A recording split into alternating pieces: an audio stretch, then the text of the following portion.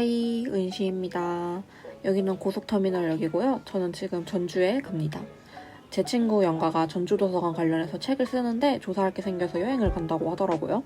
백수 유학생의 장점이 뭐겠습니까? 듣자마자 바로 같이 가겠다고 했어요. 좀 일찍 도착해서 커피를 사서 기다렸습니다. 아침 마음에는 필수죠? 영상 찍고 있으니 영가가 이렇게 저를 맞아줬습니다. 전주까지는 버스를 타고 갔는데 오랜만에 프리미엄 버스를 탔어요. 우동과는 다른 이 안락함. 전주까지는 한 2-3시간 걸렸던 것 같아요. 다녀온 지 꽤 돼서 정확하지는 않지만. 캐나다에서 한국 들어오고 나서 처음 떠난 국내 여행이었는데 그래서 그런지 되게 많이 신났었습니다. 사실 전날 비도 많이 오고 휴게소에서도 계속 내려서 날씨 걱정을 엄청 했었는데 갑자기 날씨가 이렇게 맑아졌어요. 자다 일어나서 파란 하늘을 보고 정말 깜짝 놀랐습니다. 내려서는 우선 인후 도서관에 갔었는데 따로 찍은 영상이 없어서 이렇게 사진으로 대체하겠습니다. 영화 자료를 특화 자료로 갖고 있는 도서관이었어요. 유익했습니다. 다음으로 갔던 도서관은 책기동 도서관. 특이하게 전주시청 안에 있는 도서관이었어요. 도서관 가운데에는 아름답게 4개의 기둥이 자리하고 있습니다. 각 기둥이 도서관, 시민, 전주, 서점의 의미를 갖고 관련 책들을 전시하고 있었어요. 가연이는 한번 와본 적이 있다고 해서 열심히 자료 모으는 데 집중했습니다. 멋지다 우리 가연이. 놀러와서도 못 버리는 저 습관. 직업병이에요. 이렇게 굿겐드 하는 거. 우리 도서관 안 그래? 찐 직장인의 바이브였습니다. 전 오랜만에 도서관 구경하는 게 너무 좋아서 천천히 멍 때리고 있었는데 저희 작가님은 쉴 수 없었습니다. 네.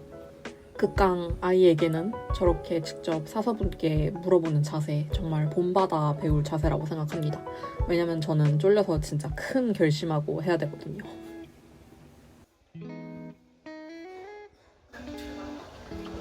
찍다가 들켜서 혼났어요.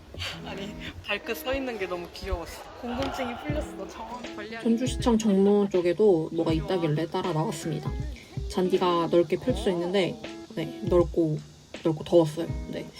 전주시청은 전주답게 시청도 이렇게 한옥의 형태를 띠고 있었습니다. 아 잔디 냄새. 잔디밭 한켠에는 이렇게 어린아이들이 갖고 놀 수 있도록 공간도 마련해 두셨더라고요. 네, 근데 별로 뭐가 없었어요. 네, 전주시청 관리해 주십시오. 놀이함 뒤에는 이렇게 야호책 놀이터라고 자유롭게 읽어볼 수 있는 공간이 마련되어 있었습니다. 햇빛에 그대로 책이 노출된 공간이라 많이 사가 있을 줄 알았는데 의외로 멀쩡해서 깜짝 놀랐어요. 이건 좋은 것 같습니다. 나는 괜찮은데? 괜찮은데? 두 곳의 도서관을 견학하고 나서는 밥을 먹으러 왔습니다. 자매갈비에서 먹었는데 맛있었어요. 추천. 숙소가 근처라 아침을 맡기러 가는 길인데요. 한옥의 도시인 만큼 그냥 걷는 길마저 너무 예쁘고 잔잔했습니다. 딱 제가 좋아하는 어쩌구의 그것. 당시에는 이런 한국적인 게 너무 그리웠어서 더 특별하게 다가왔던 것 같네요. 숙소는 가연이가 1차 주사 때에도 와서 묵은 시화연풍에서 묵게 되었습니다. 한옥 느낌이 물씬 나고 친환경적인 영업 방침을 갖고 있는 곳이었어요. 무엇보다 시내와 가깝고 시설이 깨끗해서 정말 편하게 지낼 수 있었습니다. 여기도 추천. 숙소에 짐 미리 맡겨두고 커피 충전도 할 겸 카페로 이동했어요.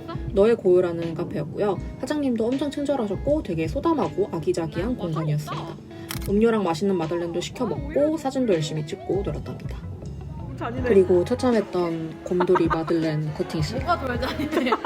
이게 덜 잔인하지 않아? 그래 목 따는 것보다는. 네, 평소에도 이러고 놉니다.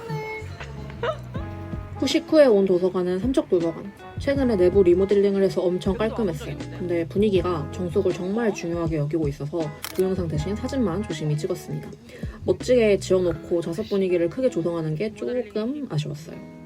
삼척의 아쉬움을 뒤로하고 첫날의 마지막 도서관인 용머리 옛 이야기 도서관에서 시간을 보내러 왔습니다. 엄청 작은 도서관이었고요. 할머니 한 분이 자리를 지키고 계셨어요. 아마 진짜 도서관의 기능보다는 동네 사랑방의 기능이 더 커 보이는 도서관이었습니다. 의외의 힐링 공간이라 좋았어요. 하루 스케줄을 모두 마무리하고 드디어 호텔 체크인을 했습니다. 너무 아늑하고 좋았어요. 원래는 가연이 혼자 올 생각으로 퀸베드를 예약했다가 제가 중간에 합류한 거여서 더블베드 교체가 되냐고 요청드렸는데 너무나도 흔쾌히 해주셔서 정말 감사했답니다. 네, 좀 쉬다가 저녁까지 맛있게 먹고 저녁에 전주를 조금 구경하다가 다음날을 위해서 잠에 일찍 들었습니다. 네, 다음날 아침이 밝았고요. 아침으로는 피순댓국을 먹었습니다. 인생 첫 피순대를 아주 맛있게 먹을 수 있었어요. 여기도 완전 추천. 둘째 날에는 비가 정말 계속 내렸어요. 아침 첫 도서관부터 촉촉하게 시작했습니다.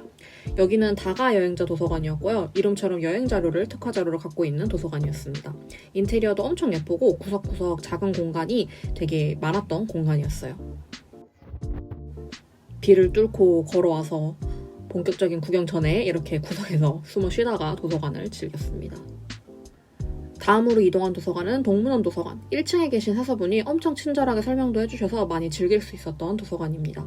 이렇게 책에 대한 감상평을 직접 써볼 수 있기도 했고요. 아는 책이 있어서 저도 한 줄 적고 왔답니다. 전주 도서관 코스에 공식적으로 선택된 도서관에는 늘 컬러링 엽서가 있더라고요. 이쯤 되니 그냥 지나칠 수가 없어서 시간도 남고 하여 둘이 뽀시락뽀시락 그리기도 해주다 왔습니다. 제대로 힐링할 수 있었던 작은 시간이었어요. 다음으로 온 도서관은 이번 여행 저의 최애 도서관, 한옥마을 도서관입니다. 비가 와서 더 좋았던 공간이었어요. 3개의 작은 한옥으로 공간이 나눠져 있었고요. 직원분이 문도 직접 열어주시고 전주 사람들은 다 이렇게 친절한가요? 도서관에 올 때마다 인류애가 채워주는 기분이었습니다. 처마 및 창문이 항상 열려 있어서 비가 오면 이런 풍경을 볼 수 있답니다. 한참 빗소리 들으면서 멍 때리다가 나왔어요. 가연이는 여기서 고양이도 봤었대요. 챙겨주고 계시는 건지 고양이 밥그릇이 주변에 놓여져 있었습니다. 다정하고 따뜻한 도서관으로 기억할 것 같아요.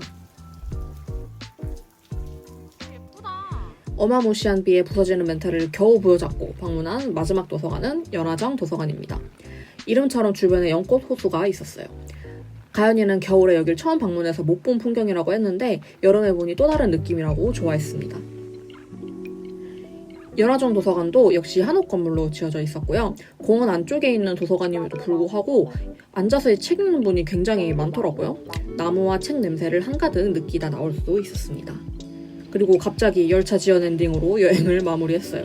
호우주의보로 열차가 취소되어서 급하게 우도버스를 예약하고 터미널로 왔습니다. 이삭토스트로 점심 얼른 먹고 버스를 바로 탔어요. 열차가 취소돼서 그런지 버스도 여차하면 자리가 없을 뻔했던 파란만장한 여행이었습니다. 정말 급하게 합류한 여행인데도 계획도 대신 짜주고 잘 이끌어줬던 가연이에게 이 영상과 감사 인사를 바치겠습니다. 책 나온 것도 너무너무 축하해요. 그럼 우린 다음에 다른 영상으로 만납시다. 안녕!